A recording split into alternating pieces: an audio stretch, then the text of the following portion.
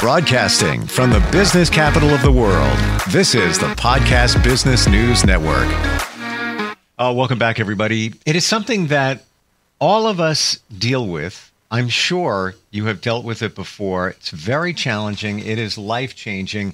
How do you go through that thing known as grief? And it comes in many different shapes and forms. As soon as we say it right away, our minds gravitate to the passing of a loved one, but it can also be the end of a relationship, could be the end of a job. Many situations can bring on grief, but how do we deal with it? How do we process it and move our lives forward? This is just a piece of what she does when she works with her clients as a life coach. Grief is part of it, and we're going to talk with her, find the steps of grief and how to deal with it. Dawn Manderfeld is with us. How are you doing today? I'm doing great. How are you, Steve? I am good. We don't hear this topic discussed that often, and I get why, because it's kind of uncomfortable. It can be perceived to be negative, sad, but it's life, and we need to face it when it does happen in our lives. It's my understanding, Dawn, that there's different steps to grief. Have I heard that right? There is, and I think it all depends on what you're grieving also. Sure. Are you grieving a death? Are you grieving a relationship? Are you grieving a job? Maybe a decision you made that you thought was going to be the best decision you could do, and things didn't turn out the way you wanted them to turn out. There are definitely different steps to it, and a lot of it, truthfully, is also your personality and kind of how the steps are portrayed. You know, some people don't realize that if it's a long-term situation, when it finally ends, you realize you've already gone through little processes of grief along the way. And that happens with every situation that we go through that is a life change. Many times when it's the passing of someone, after time has passed, those of us that want to, that know somebody that had a passing, it's almost uncomfortable, like we don't want to bring it up. Or when those situations come up in their life that we could address. Oh, remember the time and things like that. I feel that many of us pull back from that because we don't want to bring those memories back. But I'm feeling that it's part of the process of helping the other person to acknowledge, even when it's, it's on your radar and you want to say, I remember the time that they, or just all little things like that come up. And many times we pull back. Probably not the right thing to do, right? No, it isn't. But then again, for me, I had a lot of friends that actually, I wouldn't say quit calling me after my husband passed. My husband went through a long-term illness. And so there was different areas that I had grieved during that process. But when he passed, everyone was like, I shouldn't say everyone, good group of my friends want to bring his name up. They always even want to ask me how I was because they felt that it would bring up an emotion that I didn't want to deal with for the day. Sure. But for me, it was like, keep talking about him. He was part of my life. He was part of my life. And I want to keep those memories alive. I want to keep those memories out there. And when I'm learning how they're processing it and learning how to process a new way of relationship with me, I wanted them to ask me. I wanted them to open up, and I wanted them to say, hey, do you remember when we went and did this or we went and did that? And that helped me when I finally just told my friends, you're not making me sad by bringing up these memories and asking me about him. You're helping me keep his memory there, because they're not bad memories. They're good memories, and it's still going to always be a part of my life. No matter where the rest of my life goes, those memories are not just going to disappear. They're always going to be there because he is now part of my story. Sure. And I think that's what people forget is when you lose a loved one, they're always going to be a part of your story, whether it's good or bad. It's so true. We're afraid to do it. We're afraid to bring it up. Even like the anniversary of a passing, somebody's processing that. But we don't want to, kick the nest, so to speak, but we need to, on the other side of it, acknowledge that, this is part of your life. How about the process? And everybody's different. Every situation is different. But how do you process it? And how do you move your life along the way and also know that you are moving in a positive direction? A lot of people that I have worked with and just from my own experiences with family and friends, usually the first reaction is anger. They're angry that they're grieving this process, that this happened to them. Why did it happen to them? And then a lot of people get upset because these people are angry and they don't know how to, they don't really know how to explain how they're feeling. It's really kind of hard to explain, but it's like you're mad at the person or the situation that left you, that's over. But at the same time, it's probably not their fault in the majority of it. It's not always something that they plan to do. But all of a sudden, you feel alone, or your whole dynamics of your whole thought process and day has changed because now this person or this situation is no longer there. So then you think, well, how could I change that? What could I have done different? And sometimes we can do things different, but Steve, not all the time. And that's where we have to just go through the process of figuring out, why are we angry? Why are we upset? But a lot of times after you cried and you've gotten through that part, the majority of the time, if it's a short term, it's anger. If it's long term, it's a whole different scenario that you help people through.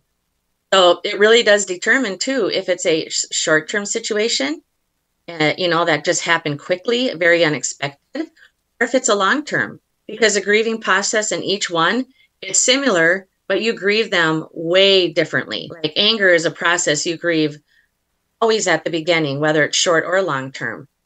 But then if it's a long-term situation that you're grieving, by the time that situation's over, you've already gone through the majority of all that. So then when it's over, you're already in a positive mindset that, okay, now I can move forward. If it's short term, it can take a little bit of time, because anger is usually the one that lasts the longest when you are grieving something. Anger is usually the strongest and the one that lasts the longest, because while you're angry, you're also feeling the emotions of sadness. What did I do wrong? How could I have changed things? So it really does. It really is different for people as far as how long they're in that situation and really what the situation is for grieving. So I've had this debate with friends before. You say anger. It's my belief that anger is not just anger. It's always something else. Anger isn't just, we can be happy. We can be sad. Yeah. But when you're angry, there's another emotion attached to it. It doesn't sit by itself. It's not just, well, I'm just angry. Your thoughts? Yeah. I've talked about this before, debated it. And is anger just anger? Anger is not just anger. Anger, when you get angry about something, there are so many emotions that come with it. Right. That you can just say, you know what? Fine, I'm done with this. Yep, I'm not going to be mad anymore. And then an hour later, you're crying, you're anxious, yep. you're frustrated, and then all of a sudden your brain will click and, I really had a pretty good day. And then you get by yourself again, or you get home, or you think of one little thing or a memory, and you're just angry again. And anger is a very strong word. I know it's a very strong word, but it is a word, and it is an action. And there are reactions to that action. And anger, it can be a pretty nasty thing, actually, if you don't have people surrounding you or allowing people to help you walk through it. Sure. And to talk to you when you get angry. You need to talk to somebody when you feel really mad about a situation like that. Don't just stay by yourself and harbor it in your head and allow wrong emotions to come forward. That's when you really need to know that you shouldn't be alone, and you really need to have someone that can be a soundboard for you. Sure. And help you process it, help you, yes. Figure it out. You could be angry, let's say you had a relationship, it ended, you're angry at that person, maybe they did something, but deep down inside, there's more going on. Either you still care about them, maybe you have guilt for your part in the relationship. Guilt's another one. Let's go there. I was going to say guilt is another one. Guilt is huge. Yeah. Because it's, again, what could have I have done? Right. Where should I have noticed this was going to happen, or this was going on, and then you feel like you're weak because you didn't do something you've now processed that you probably could have. And then you're not only angry at the situation, but then you get angry at yourself, because guilt can make people, a lot of people angry. And angry is not necessarily a bad thing. It's not a bad emotion. If you learn how to contain it and let it literally help you move forward, which it can. But you have to be willing to talk about it. And a lot of people just want to be angry and point fingers and scream, and you have to let them go through that process. But then you still have to let people talk you down. I feel that we're wired to be negative, and anger is a negative emotion, if you will. And we just gravitate to that with the victim mentality where, you talk to your friend, and I'm not talking about the passing of somebody so much. I'm talking about you're grieving a situation, and then you talk, and your friends just feed into it, whatever it might be. Could even be, loss of a job. You're grieving. I can't believe they let me go, man. How is that even possible? I'm the. And then what are your friends going to do? They're going to just like, they're going to support you, right? Because that's what they know how to do. Exactly. Is if you're angry, then we're going to support your anger, and it's okay to do that for a time, but then it needs to be brought down and brought to reality. A reality check then needs to be done. For sure. And then maybe you lose a job. There's many different reasons why that may have happened. They're cutting back.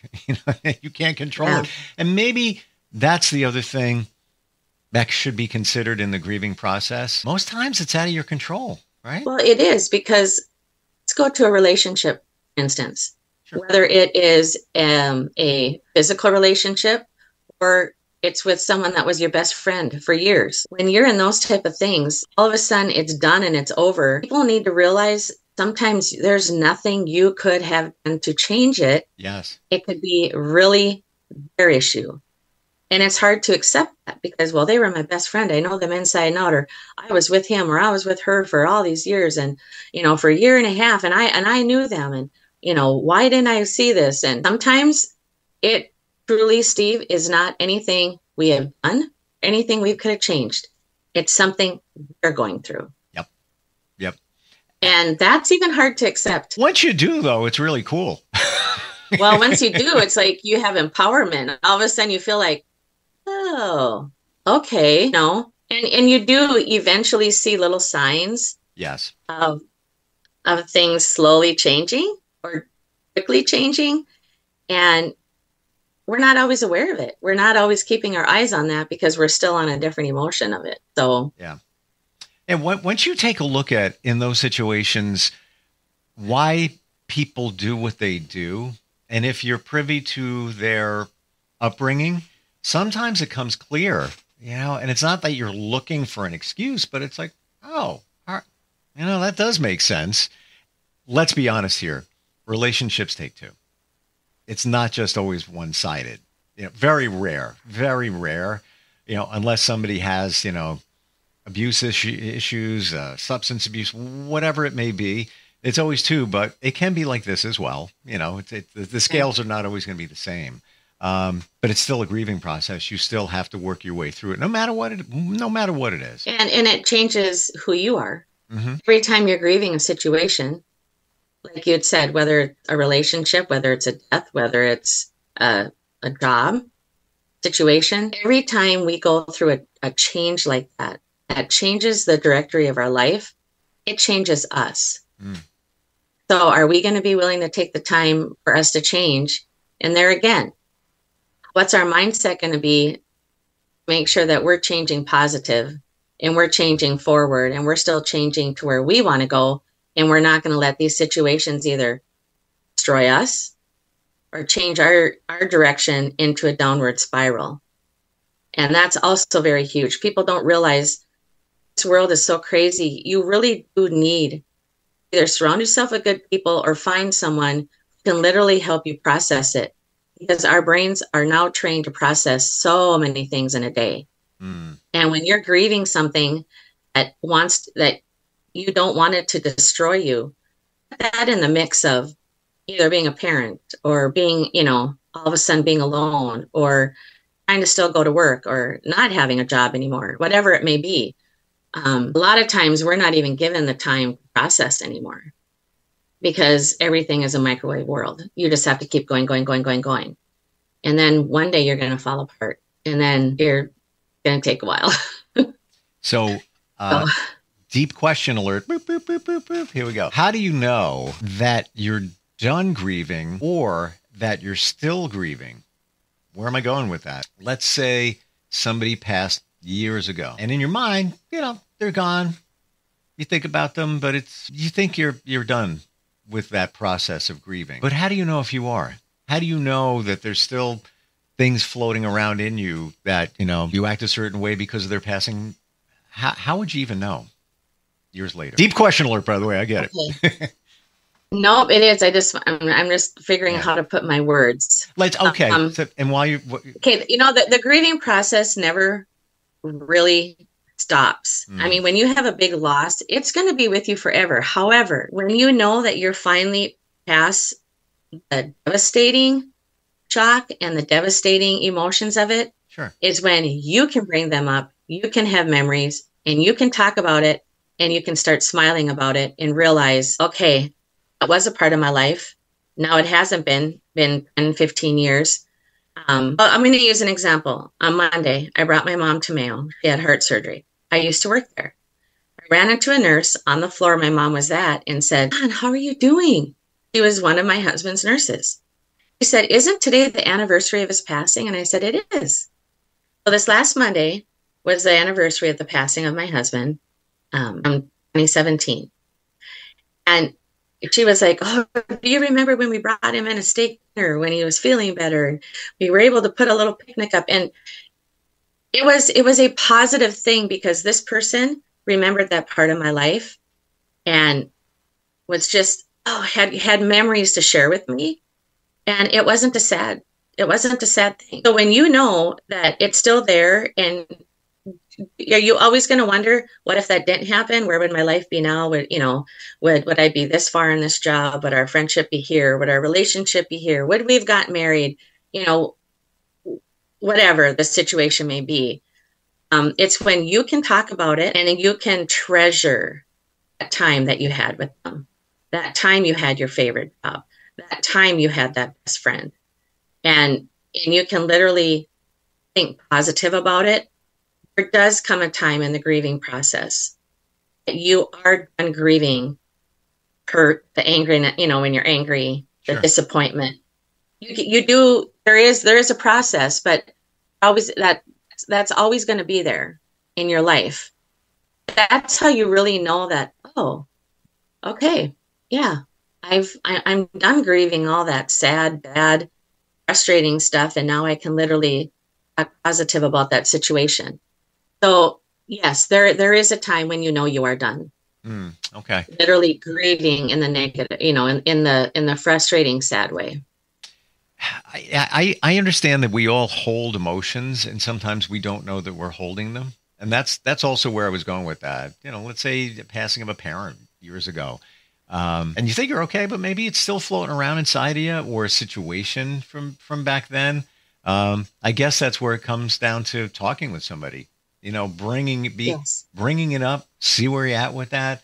Part of me, this is just me, part of me doesn't think it's always best to say, well, what if they were still around? What would life have been like? What if, because that's that life. This is this life. I guess it's normal to think that sometimes, but I don't know. Yeah. For me, it's a door that's not a negative door that's closed.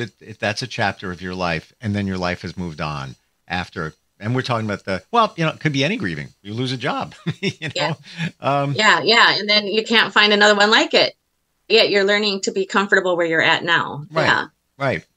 But then again, you look at things in a positive light. Like they say, one door closes, one opens. You think about, I lost that job years ago, but look where I am now. And maybe I wouldn't be here now if that didn't happen. And again, the passing of someone, many say there's always a reason. There's a reason for something, if you want to believe that, universally. Sometimes you don't always know the answer, but then you look at your life now, it's like, all right, I went in a different direction, and maybe that needed to take place for this. Your thoughts on that? Yes, I agree with that. Sometimes change that is a grieving process can literally put us where we really should be. It can literally direct us, in the right direction of, okay, I thought that was wonderful. I thought I was in a great place. But however, I'm happier now than I was back then. Like, I'm really in a good place now. I'm really living my dream. Like, this really did happen. And I think when you get to that point, grieving the other part is really completely done and over. And some people will literally just let it be forgotten because it shows a different path to get through it. And it brought them literally where they probably in a much better place, in a much better situation. And it is a lot, like I said, a lot of it is how we decide to control our emotions, how we decide to process it, if we're willing to go through the processes of it. And Steve, really, some people are willing to do that, but some people just want to hold on to it. Right. They want to hold on to it because they've chosen to do that. And literally family, friends, counselors, psychologists, life coaches, unfortunately can't always help everybody because you have to want to get out of that. You have to want to be unstuck. Mm-hmm. And so a lot of it is we can do everything right as friends, parents, coworkers, bosses, whatever, a spouse. But a lot of it is going to fall on every individual. Yep. And how long do they want to stay in this? Or are they willing to just realize nothing I could do? Let's move on. Let's move forward. I want something better now. And you can't always make people want to do that. It's so true. You have to want to be helped. You have to want to. And I get when it's the passing of someone, many of us are afraid to let go in that regard because they're afraid the memories will fade away. But they're not going to. It's like, unless you take the blue pill or the red pill, whatever. It's not gonna it's not gonna happen. But I suggested hypnotherapy for my sister last year, year before. Great hypnotherapist. I work with them. And my sister said it really didn't work. And I know, and I called her out on it. I said, because you didn't allow it to work. You weren't open to the change. You weren't allowing them to help you. And we don't move forward the way we want to unless I guess it comes down to you got to be ready. You got to be ready. But sometimes it's those big events like a situation you need to grieve that get you ready. Weren't planning on it, but it gets you ready. Well, like I say, a memory is the one thing people can never take from you, whether it's good or bad. Right. And I mean, some memories you wish would go away and just don't. But we have to realize if it was a happy place or a good place, we're blessed to have those memories because no one can take them out of our head, like you said, unless you're doing something. But those are ours to keep. So how do we want to keep them? Because that's really going to help us go through the grieving process and to move forward and to have better things. And I guess it comes down to whatever the plan is. All those negative things, if you look at them in a positive way, and I don't mean, put on the rose-colored glasses and just make it up, but really feel it like, wow, I would not be here today if that didn't happen to me then. Like they say, what doesn't kill you makes you stronger. But you have to think about it and identify those things along the way. And that's where somebody like you comes in because sometimes we don't see it. We don't see why, the change took place within us. Dawn, how do we connect with you? If somebody is going through something, whether it's grief or whatever, how do we find you? My website is livingbb.org. My email is donrenee@livingbb.org. And my phone number is 952-200-1103. And I've said it before. I'm going to say it again. The BB stands for beautifully broken. Beautifully broken. and in the past, I've been told, don't ever say the word broken. We're not broken. We're all broken. I'm sorry. And it's okay to be broken. It's okay. And it's not in a negative way. I don't mean that in a negative way. We all have stuff. We all have gone through things, call them traumas, and we're a little broken. There's a crack there in a shell, but, you can fix broken or make it better when you talk to the right people. Yes. Thank you so much for being here today. Really appreciate it. Thank you, Steve. Have a blessed week. You too. We'll be right back.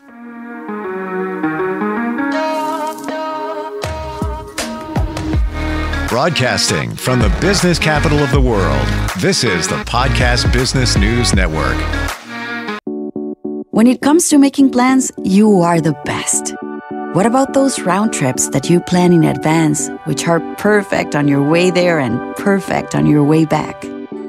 Or those meetings with friends for which you make a group chat 3 months before so that nobody or anything is missing?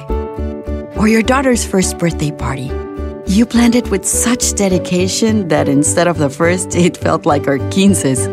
The same way you plan each detail for those moments. Start planning to protect you and your loved ones from a natural disaster. Sign up for local weather and emergency alerts. Prepare an emergency kit. And make a family communications plan. Protecting your family is the best plan you can make. Get started at ready.gov/plan. Brought to you by FEMA and the Ad Council.